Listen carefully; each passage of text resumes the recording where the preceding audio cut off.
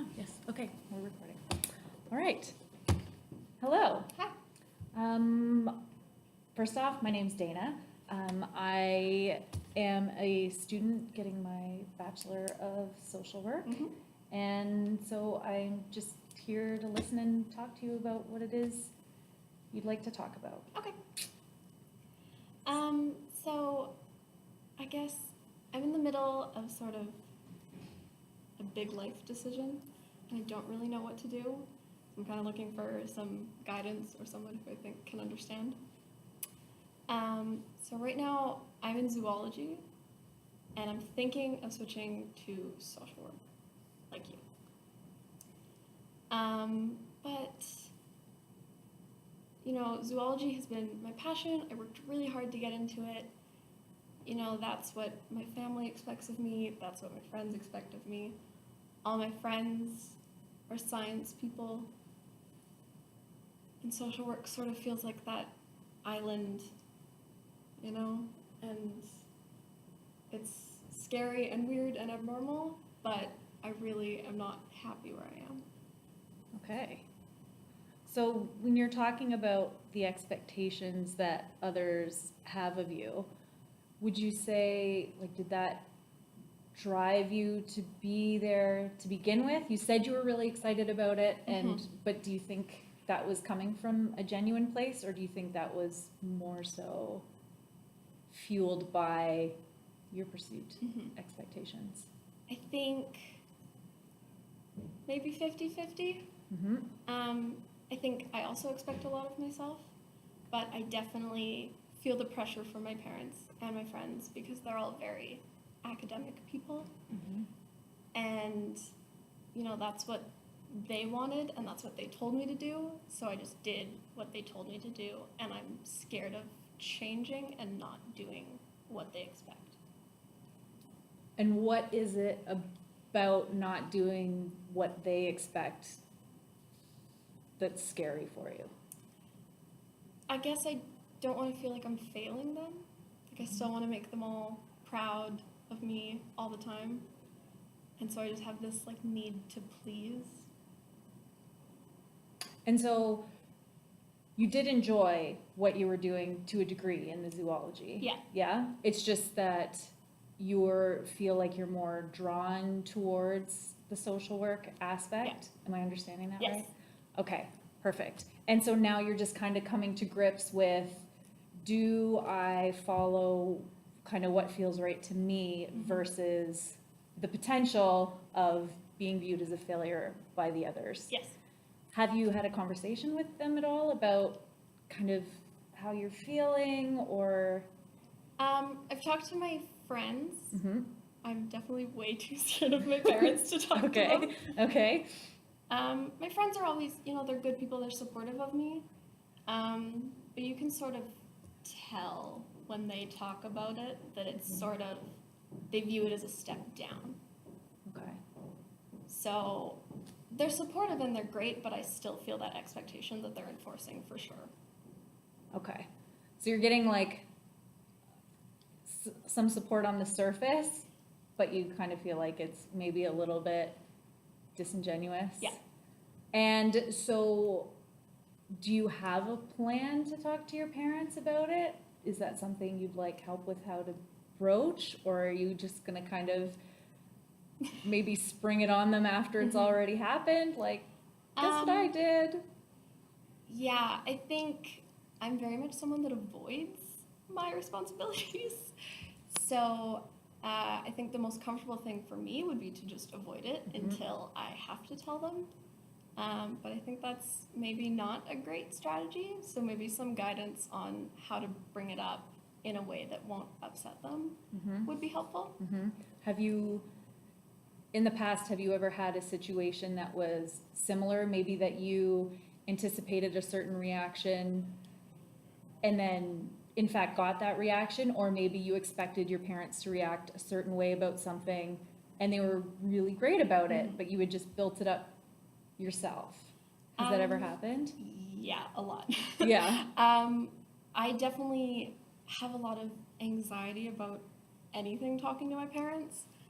So I build it up a lot in my head and make it a lot worse than it is.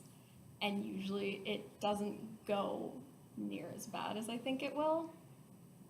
So it's generally okay, but I still build it up so much that I really am terrified to do it. And then afterwards it's like you're just calm and it wasn't that bad, but actually building up the courage to do it is the worst. So maybe I'm like my own worst enemy in that sense. Which, fair enough, that happens to a lot of us. And again, when you've got that kind of fear of failure tied into it, like I would think some of that is coming from within and just kind of being projected onto them. Yeah. Right? So perhaps like a strategy to talk to them in the past, when you've had this in the past, generally, how are they about it? Just like, why were you worried about saying anything to us? Like, what is it about talking to them that makes you so nervous that you, even though you know they're gonna be fine, Yeah. they love you, you know, but you just, where do you think it comes from that you think they're gonna react differently than they are? I think most of it is internal. Like I'm really scared to sort of change the status quo with anybody on anything. But I grew up not having a good relationship with my parents. Okay. So I think we've always sort of had this less parent-child, but more like sort of authority. So they're more the boss rather than a parent. So I think I fear doing something that's going to get me in trouble. And most of the time, they're okay because they are my parents and they do want the best for me and they love me and they care about me. But I can't get it out of my head that they're like above me looking down. So most of it is just my own anxiety of making our relationship worse, I guess, probably. So we should probably work on your confidence potentially. Yeah. A bit. Yeah. Yeah. Yeah. I get where you're coming from on that. Everything you're saying. I know I shouldn't be saying this in the, but anyway, on a personal note, I hear you 100%. So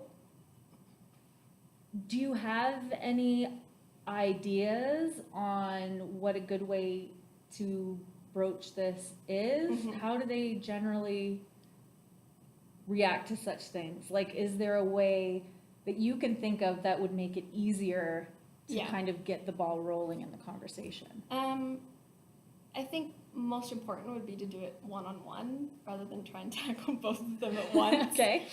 And I think if I try and bring it up casually, it'll maybe go better than if I approach it very worked up and upset, which is going to be hard to do because I will be worked up and upset.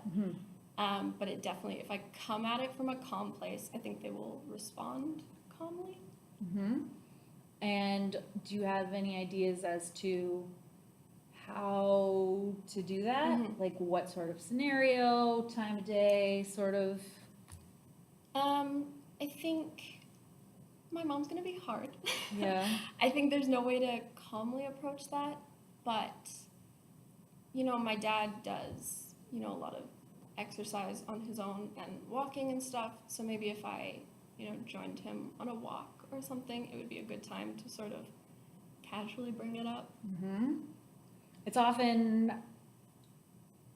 It can often be easier when there's some sort of activity or a distraction to a point with things like that. A lot of people find that, you know, a walk is a great example, or you're kind of doing something else and then you can have a conversation, and especially when there's kind of different dynamics and whatnot in a family, sometimes it can be really difficult to just straight out say the thing, and you need to come at it from kind of a roundabout way. So I think you're definitely onto something with regards to, you know, kind of maybe separating them, because that can make it a lot easier if there's anxiety talking about them to begin with, right? And then having that activity and having something that can take a little bit of time so you can work your way into it, you know, and then Yeah. you guys can have kind of a private moment and get, and, you know, maybe not, I don't know if you ever do, but don't feel like you're being ganged up on. Mhm. Or it might be easier one-on-one just to have kind of that